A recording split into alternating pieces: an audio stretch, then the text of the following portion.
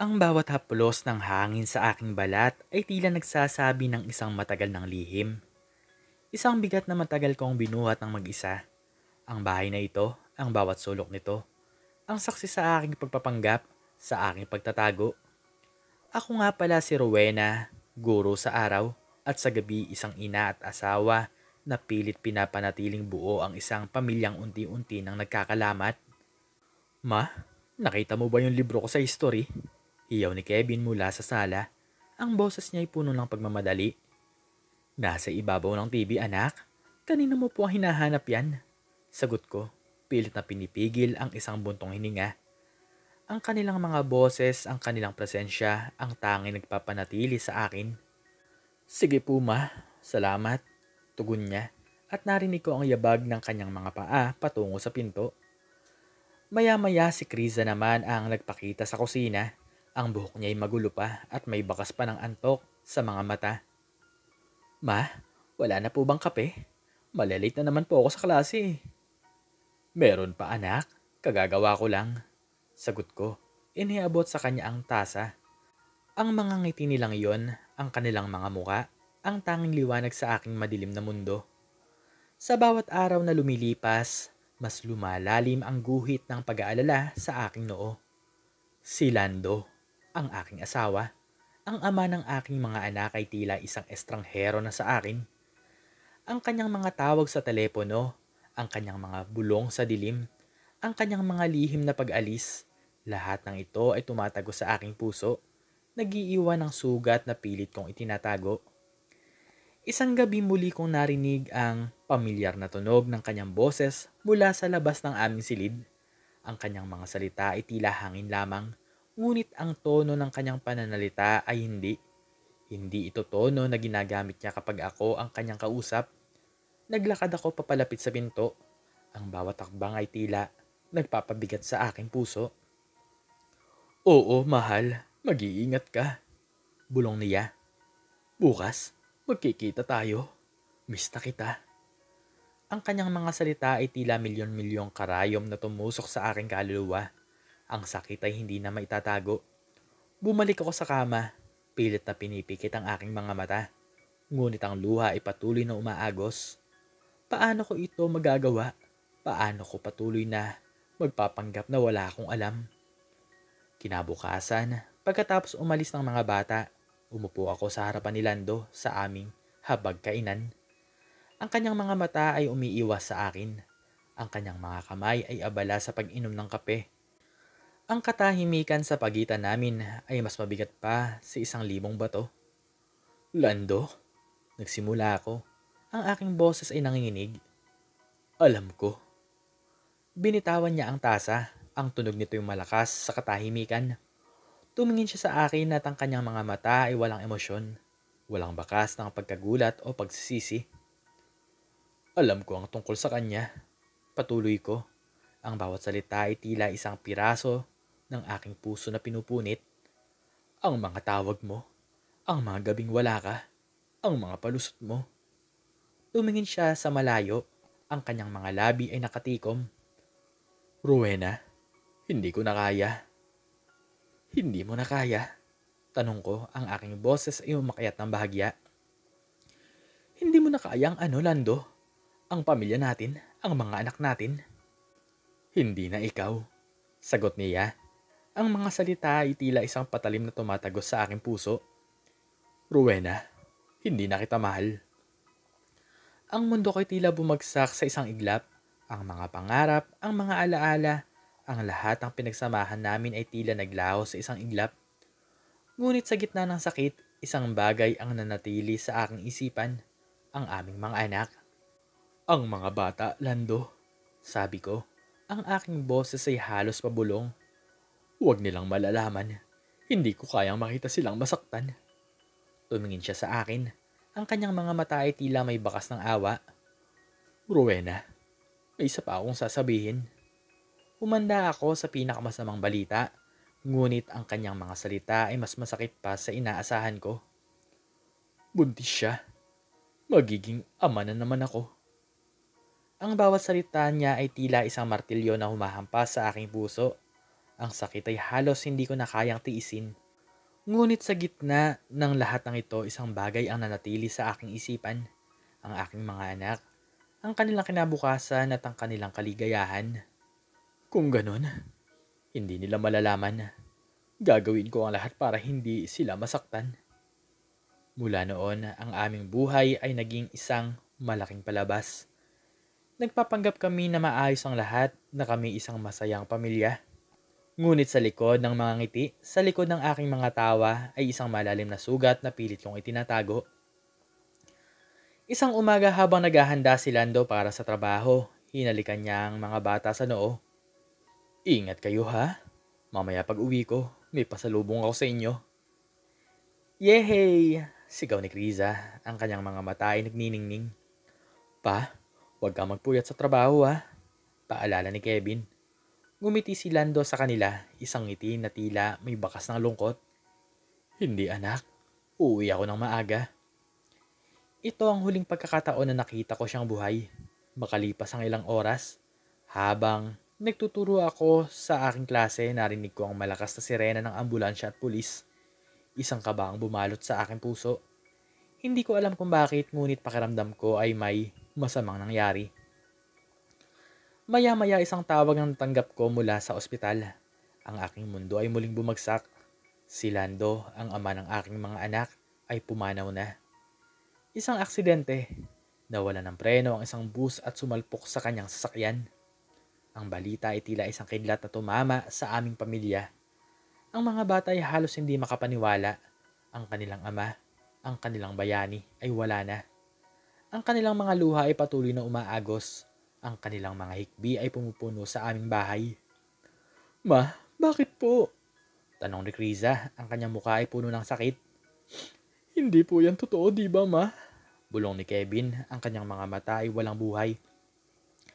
Yakap-yakap ko sila, pilit na pinipigilan ng aking sariling luha. Kailangan kong maging matatag para sa kanila.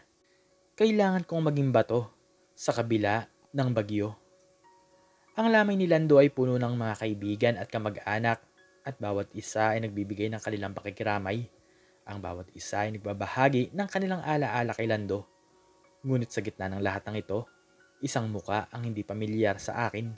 Isang babae, may malaking tiyan, ang lumapit sa kabaong. Sino po yan ma? Bulong ni Kevin, ang kanyang mga mata ay puno ng pagtataka. Hindi ko kilala. Sagot ko. Pilit na pinipigilan ng aking sarili na tumingin sa kanya. Ngunit ang babae ay lumapit sa amin. Ang kanyang mga mata ay puno ng lungkot. Ako nga po pala si Joanne, sabi niya, ang kanyang boses ay nanginginig. Ako ang karelasyon ni Lando. Ang mga salita niya ay tila isang bomba na sumabog sa gitna ng katahimikan. Nagulat ang lahat. Si Kevin at Kriza ay halos matulala. Anong sinasabi mo? Sigaw ni Kriza. Ang kanyang mukha ay namumula sa galit. Anong karelasyon? Ang kapal naman ng mukha mo. Huminga siya ng malalim. Ang kanyang mga kamay ay nanginginig. Hindi mo kilala ang tatay ko. Lumayas ka rito. Tiningnan niya si Joanne. Ang kanyang mga mata ay puno ng apoy. Ano raw? Tanong niya. Ang kanyang boss ay halos hindi marinig. Karelasyon? May kabit si Papa? Wala kang karapatang magpakita rito. Sigaw ni Kriza. Ang kanyang kamay ay handa ng sumampal. Ngunit pinigilan ko siya. Hinawakan ko ang kanyang kamay. Ang aking mga mata ay puno ng pakiusap. Kriza, wag. Tiningnan ko siya. Ang kanyang mga mata ay puno ng pagtataka. Ma, bakit? Bakit mo ako pinipigilan? Dahil alam ko. Alam ko ang lahat. Sabi ko, at ang aking boses ay matatag. Nagulat ang lahat. Si Kevin at Kriza ay halos matulala. Ang kanilang mga mata ay lumaki sa pagtataka at sakit. Ano? Bulong ni Kevin. Alam niyo po ang lahat, ma? Tiningnan ko si Joanne at ang kanyang mga mata ay puno ng takot. Alam kong siya ang karelasyon ni Lando. At alam kong buntis siya. Ang katahimikan sa pagitan namin ay mas mabigat pa sa 1,000 bato. Ang mga mata ni Kevin at Kriza ay puno ng sakit, galit at pagkalito. Ma, bakit po? Tanong ni Kriza, ang kanyang boses ay puno ng hikbi. Bakit po hindi niyo sinabi sa amin? Dahil mahal ko kayo. Mahal ko ang pamilya natin. Ayoko masaktan ko kayo. Kaya pinili ko na lamang manahimik. Pinili kong tanggapin ang lahat. Niyakap ko sila at ang kanilang mga luha ay patuloy na umaagos. Ang kanilang mga hikbi ay pumupuno sa aming bahay. Ngunit sa gitna ng lahat ng ito, naramdaman ko ang kanilang pagtanggap, ang kanilang pag-unawa. Hindi po namin maintindihan, ma. Bulong ni Kevin. Galit po ako sa kanya, sabi ni Kriza. Ang kanyang mga mata ay puno ng apoy. Pero kung yan po ang gusto nyo, ma, susundin po namin. Mula noon, ang aming buhay ay hindi na kailanman naging pareho. Ang sakit ay nanatili, ngunit sa bawat araw na lumilipas, mas lumalakas kami. Ang aming pamilya ay hindi perpekto, ngunit kami ay buo. Matapos ang libing ni Lando, umuwi kami sa bahay. Ang katahimikan ay tila nakakabingi. Ang bawat isa sa amin ay abala sa sariling pag-iisip. Ma, ano po ang mangyayari kay Joanne? Nagsalita si Kevin at ang kanyang boses ay malumanay. Tiningnan ko siya, ang kanyang mga mata ay puno ng pag-aalala. Hindi ko alam, anak. Ngunit hindi natin siya pababayaan. Pero ma, sabi ni Kriza, ang kanyang boses ay puno ng pagtutol. Siya ang sumira sa pamilya natin. Tama ka, anak. Ngunit ang bata sa kanyang sinapupunan ay walang kasalanan. Kapatid niyo siya. Nagulat ang magkapatid, ang kanilang mga mata ay lumaki sa pagtataka. Kapatid po namin? Tanong ni Kevin. Ang kanyang boses ay halos pabulong. Oo, anak. Sagot ko. Ang aking mga mata ay puno ng luha. Kapatid niyo siya. At kahit anong mangyari, pamilya tayo. Niyakap ko sila at ang kanilang mga luha ay patuloy na umaagos. Ngunit sa gitna ng lahat ng ito, naramdaman ko ang kanilang pagtanggap, ang kanilang pag-unawa. Galit po ako sa kanya, Nay. Galit po ako kay Papa, pero wala na po ako magagawa. Ilang buwan ang lumipas at ipinanganak ni Joanne ang kanyang anak, isang sanggol na babae na pinangalanan niyang Lani, sa alaala ni Lando. Sa kabila ng sakit at galit na naramdaman namin kay Joanne, hindi namin pinabayaan si Lani. Siya ang kanilang kapatid, ang aming pamilya. Isang araw habang binibisita namin si Joanne at Lani sa ospital, lumapit sa akin si Kevin. Ma, ang ganda niya po. Gumiti ako sa kanya. Ang aking mga mata ay puno ng pagmamahal. Oo, anak, mana sa inyo. Tiningnan ko si Joanne, ang kanyang mga mata ay puno ng pasalamat. Salamat, Rowena. Salamat sa pagtanggap sa amin. Bulong niya. Gumiti ako sa kanya, ang aking mga mata ay puno ng pag-unawa. Pamilya tayo, Joanne, sa hirap at ginhawa. Mula noon ang aming pamilya ay naging isang kakaibang pamilya. Isang pamilya na binuo ng sakit, galit at pag-ibig. Isang pamilya na puno ng pag-unawa at pagtanggap. Ang bawat haplos ng hangin sa aking balat ay tila nagsasabi ng isang matagal ng lihim. Isang bigat na matagal kong binuhat ng mag-isa. Ngunit ngayon hindi na ako nag-iisa. Kasama ko ang aking mga anak, ang aking pamilya. At sa bawat araw na lumilipas, mas lumalakas kami. Ang aking puso ay puno ng pag-asa, puno ng pag-ibig at sa wakas, malaya na ako. Ang araw ay sumisikat sa aming bintana. Ang sinag nito ay nagbibigay buhay sa bawat sulok ng aming tahanan.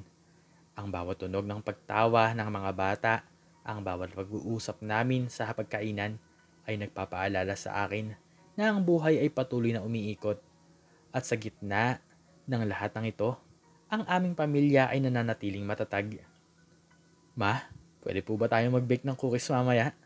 Tanong ni Kriza. Ang kanyang mga mata ay nanginginig. Oo naman, anak. Sagot ko. Ang aking boses ay puno ng pagmamahal. Basta, tutulungan mo ako, ha? Yehey! Sigaw niya at niyakap niya ako ng mahigpit. Tiningnan ko si Kevin, ang kanyang mga mata ay puno ng pagmamahal. Ikaw, anak, ano ang gusto mong gawin mamaya? Magbabasa na lang po ako, ma. Sagot niya. Ang kanyang mga labi ay nakangiti. Pero, pwede po akong tumulong sa paghuhugas ng pinggan. Ngumiti ako sa kanila, ang aking puso ay puno ng kagalakan. Ang kanilang pagmamahal, ang kanilang pagtanggap, Ang kanilang pag-unawa ay ang tanging nagpapanatili sa akin. Sa bawat araw na lumilipas, mas lumalalim ang aming pagmamahalan. Ang aming pamilya ay hindi perpekto, ngunit kami ay buo. At sa gitna ng lahat ng ito, ang aming pag-asa ay patuloy na nagniningning. Ang buhay ay puno ng mga pagsubok, ngunit sa bawat pagsubok mayroong aral. At sa bawat aral mayroong pag-asa. Ang aming pamilya ay isang patunay na ang pag-ibig ay kayang lampasan ng lahat. At sa bawat araw na lumilipas, mas lumalakas kami. Ang aking puso ay puno ng pag-asa at puno ng pag-ibig. Ikaw, anong natutunan mo sa isang maikling istoryang ito? Pa-comment naman sa baba kung ano ang iyong natutunan. At hanggang dito na lamang po nagtatapos ang aking istorya at sana ay nagustuhan nyo to. Muli ay maraming salamat po at God bless us all.